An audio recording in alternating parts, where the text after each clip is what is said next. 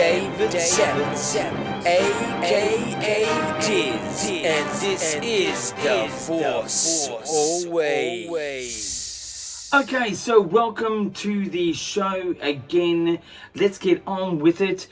Again, this is going to be specialized with the Book of Boba Fett, which is on Disney Plus. So that is the news at the moment. The news is Book of Boba Fett on Disney Plus streaming service. If you didn't know what that was, it is got now chapter 4, which is episode 4, which is called The Gathering Storm. It's just dropped, and a review of that coming a bit later in the show. But for now, that is the news.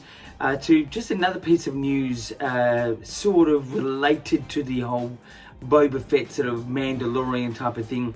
There has been a little bit of speculation that a Bo-Katan series could be coming to light. No information really is at hand, but just maybe keep your ears and eyes peeled for that one.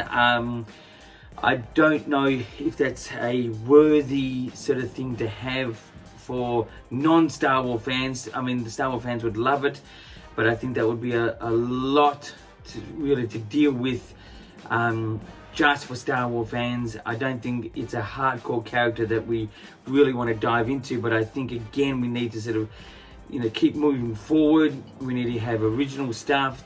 That's what really makes Star Wars. But anyway, that's the news for this time around. Let's get into the views. The views this time around is, it's my story idea that I have within Star Wars, anything related, my ideas for Star Wars. And because we're in the Book of Boba Fett thing at the moment, we've been sort of seeing a bit of a spoiler here with the the Hutts, sort of gangsters, sort of slugs, or whatever you want to call them, sort of make an appearance in the Book of Boba Fett. Would a Hutts type of series work? And I'll say absolute zero. It would be too much of the same what we've got from The Mandalorian and now really Book of Boba Fett. I mean, it's a beloved character, believe it or not, from Return of the Jedi, and before that in I think it was in The Phantom Menace and things like that. The Hutt family, and it was a part of the I think the Rebels series. I think I would steer away from having anything to do with Jabba the Hutt or anything to do with the Hutts. There's not much story there you can give. That's my sort of story idea. Once again, that is not a story, but it's an idea that's not a story. Anyway, that's my views for this time around. Let's get into the reviews. Reviews this time is of episode 4 or chapter 4, called The Gathering Storm, Disney Plus series, The Book of Boba Fett. Straight off the bat, I'm going to give this week's episode an 8.5 out of 10. I enjoyed it. I think in this particular episode there was not much movement in pushing the story forward, besides that there was a war coming.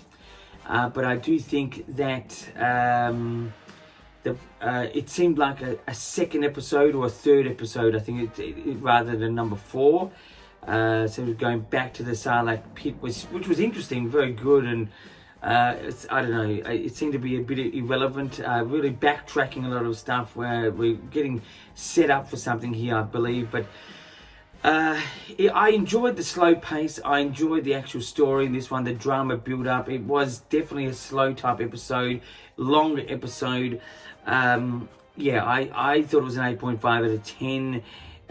Lots of people are not really reacting to the Book of Boba Fett that well online. I'm a Star Wars fan that just really just embraces what comes at me. If it's Star Wars, it feels like Star Wars, which this is, and many other things in the past. I'll embrace it for what it is, rather than making sure that the story that I have should be the one that be told, because I don't think it's about that. It's about letting go, and using the Force, as Obi-Wan Kenobi once said, and just letting it ride. So I think it was definitely enjoyable, but definitely slow. And it is actually only a couple of episodes left. Still, it airs about 6:30 to 7 here on a Wednesday evening here in Melbourne, Australia. So that's something to look forward to in this, great city, but really held back state of anything that's COVID. But anyway, that's another thing. So that's the reviews for this time around. Let's get into the interviews. What can Star Wars learn from this episode in particular of the Book of Boba Fett? I think Star Wars can learn that the slow build up, the slow pace had a good pace. I think they can learn that. That's pretty straightforward. The second question, what can they not learn from this episode? I feel that they're using little bits of humor, that it's a bit sort of Arnold Schwarzenegger type sort of humor, sort of using words that relate to something else. And it's okay. Like, I just think the whole humor thing they're trying to push is, you know, I think they steer away from it. That's what I would do.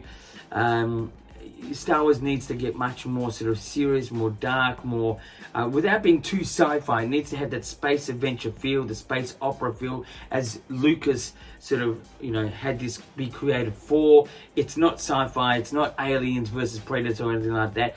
But I think they can just learn to steer away from the humor. I think it's only just going to cause ripple effects within the fans. That's my opinion anyway. That's the interviews. Two questions I asked myself for you guys out there. Very short, quick episode this week. Just, you know, dealing with the whole Book of Boba Fett series on Disney Plus. I'm sort of enjoying it. I don't think it's great. I think it's just a mediocre sort of thing. But that's how I felt with the first season with Mandalorian. I thought it was mediocre, still enjoyable. But anyway, you can contact me by YouTube, or you can contact me by Instagram, which is down there, or possibly Twitter. Soon enough, I will be going through a number of the items that I have all around here and actually down there in the weeks ahead. I'm just holding on to that while the Book of Boba Fett is on. Just really want to concentrate my attention on that. And until next time, my friends, keep... Breakdance 1983. Keep rocking.